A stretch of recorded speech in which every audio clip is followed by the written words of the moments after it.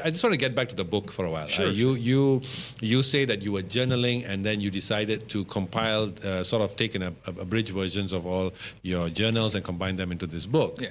And you said that because you wanted people to live by some of the things that you discovered that you apply in your own life, right? Just want to get it because I also have aspirations one day. I would like to be an author. I like to author books and all that kind of stuff. I love to write and all that. How do you choose or how do you decide what to put into this book? What was the thought process like? I went with the Quincy Jones approach. Which is? I'm sure everyone's heard of the Thriller album. Yes. So how they did that was, so Thriller I think has 9 songs. Or is that the one where they pick like a certain number of songs, then they take the worst out, the best, and then they take out the worst? Yeah. Okay. That's exactly what I did with this too. Okay. Only the best. Actually, this book would have been 300 pages. Wow. Yeah, but I thought, you know what? Let me just really leave the parts that I really, really feel are needed. Okay. So this book is only 100 plus pages long. You could finish this in a couple of hours. Okay. But yeah, so it was the Quincy Jones approach. That's what they did with the Thriller album. And for people who don't know, Thriller, they recorded close to 200 songs or so. Wow. Yeah. And they picked the 9 best. And after they picked the 9 best, they didn't stop there. After they picked the 9 best, they said, out of these 9 songs, which is the 3 weakest? And then replace it with the best from that other lot. Better than what was in the 9 originally. Oh, wow. So they put in, the 3 that they put in was Beat It, Human Nature, and PYT. Now, Human Nature is one of my favorite songs. Wait, those were the 3 that they put in? That they put in.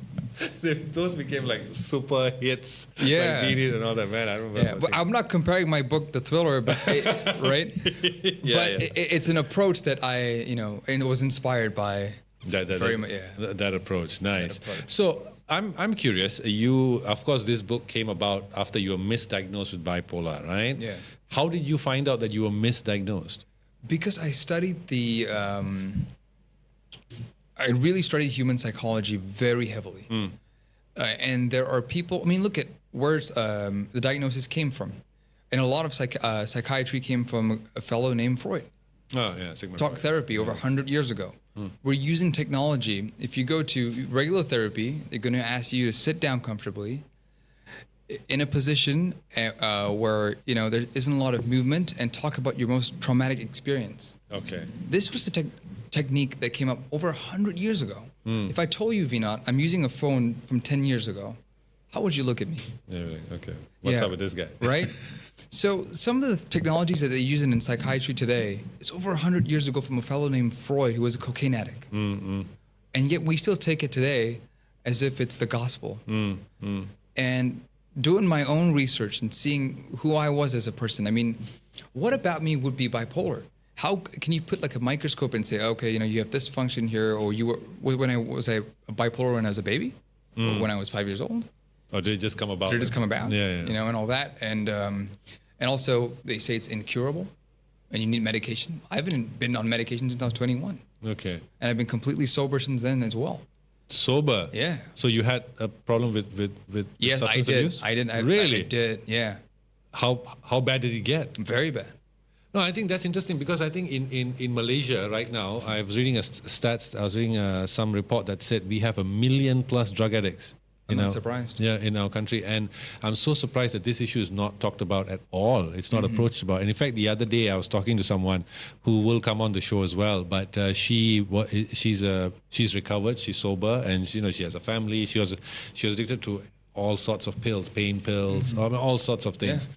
But tell me, how's it like? What made you dive into substance abuse? And what type of substance? Alcohol, drugs, or what? Everything. Everything except for shooting up and the street drugs, but almost everything I could get my hands on, basically. And that's how the book really opens up. And then again here, when they diagnosed me with bipolar disorder, let me tell you what were the circumstances around it. I wasn't sleeping for several days. I was also on a fast. Okay. Why were you on a fast? I was in a weight loss. Oh, wait, okay. Yeah. Okay. Because I used to be quite overweight. I saw the pictures. You saw it.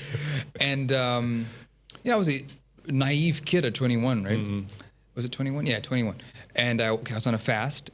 I was only like eating apples and drinking water at that time. It was really naive. Don't do this, kids. It's ridiculous. Eating apples and drinking water. That's right. Okay. Please don't do this. Not sleeping. Okay. Literally not sleeping because I was so excited. I had a lot of ideas and everything. And I was also smoking cannabis at the time. Okay. A lot of it. And then that's when they diagnosed me. Oh, so that's a false. It happens to every single day, Vinod. And there are many kids that get diagnosed under those circumstances, and their whole life they're labeled that, and they can't hold a job, and their family looks at them a certain way, and their life is never the same again. My goodness, that is, and then plus with the prescribed medication which you say, which numbs you out, that would have made things worse. It would never, That's what we're doing today in the world. My goodness, that's so. So what was the turning point then? How did you say, enough's enough? I got to a point where I said to myself, one of my favorite quotes of all time, it's in this book, it's by Steve Jobs. He said, if you want to know who you are, look at who your heroes are. Okay. And I looked at my heroes and I said, you know what? I want to be like them. Okay. Not exactly like them and copy them, but some of the traits that they did in terms of achievement, in terms of giving back, in terms of adding value, in terms of entertaining and having the life that you want. And I said, no, I have to do this.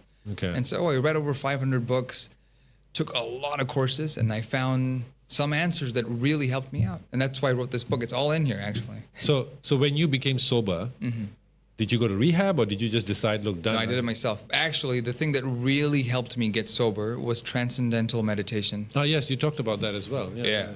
That was the thing that really helped me straighten my life out. Okay. Yeah. And how do you do that? It's a 20-minute practice. Okay. You do it in the morning and the evening. Okay. You're you're taught by a certified teacher, a TM teacher. In fact, we have a center in Kuala Lumpur as well. And it's a 20-minute practice. And it gives you energy, clarity, makes sobriety a breeze, really. Because prior to learning TM, I was abusing certain substances. And the teacher told me, okay, Noven, we're not going to control your life. But if you really want to get the full benefits, don't do anything for a month, learn TM, and then after that, you can do whatever you want. Okay. Interesting. Yeah. So I did 1 month completely sober, learned TM, and after that, I said, I don't even want to do anything else. This is better than... Okay, interesting. Yeah. Interesting. Because I used to be a very shy kid, really, really shy. I couldn't talk to anyone. After TM, when I would walk in a mall, I could feel the difference. Wow. So, okay, I should read up on this because I saw you talking about, I heard about this concept from you. I've never heard, I've heard about just meditation, not The Beatles, transcendental. have you seen footage of the Beatles in India? Yeah. That's what they went there for. They went to learn TM. Okay. Yeah. Interesting.